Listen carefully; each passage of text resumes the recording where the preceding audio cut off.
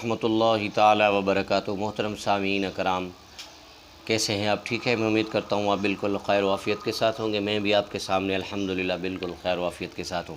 تو سامعین، آج میں آپ لوگوں کو ایک ایسا تحفہ بتانے والا ہوں جس کو سن کر آپ کا دل بھی محظوظ ہوگا، اور انشاءاللہ تعالی آپ کی جو بھی جائز خواہشات ہیں، آپ نے اس کو سن کر، جو میں ابھی تلاوت کروں گا، آپ نے اس کو سننا ہے، اور اپنے دل میں جو بھی آپ کی جائز خواہش ہے، آپ اس کو توجہ سے سن کر اللہ رب العزت سے دعا کرنا۔ انشاءاللہ تعالی اللہ پاک آپ کی یہ جو خواہش ہے ضرور پوری کریں گے انشاءاللہ تعالی۔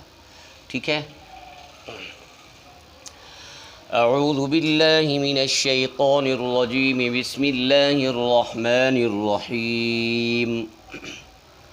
سبح اسم ربك الأعلى الذي خلق فسوى والذي قدر فهدى والذي أخرج المرعى فجعله غثاء أحوى سنقرئك فلا تنسى إلا ما شاء الله إنه يعلم الجهر وما يخفى ونيسرك لليسرى فذكر إن نفعت الذكرى سيذكر من يخشى ويتجنبها الأشقى الذي يصلى النار الكبرى ثم لا يموت فيها ولا يحيا قد أفلح من تزكى وذكر اسم ربه فصلى بل تؤثرون الحياة الدنيا والآخرة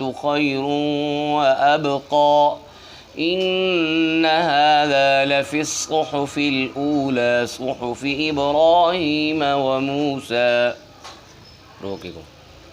العظيم اللهم صل على سيدنا ومولانا محمد وعلى آل سيدنا ومولانا محمد وبارك وسلم وصلوا عليه اللہم بارک وسلم وصلوا علیہ۔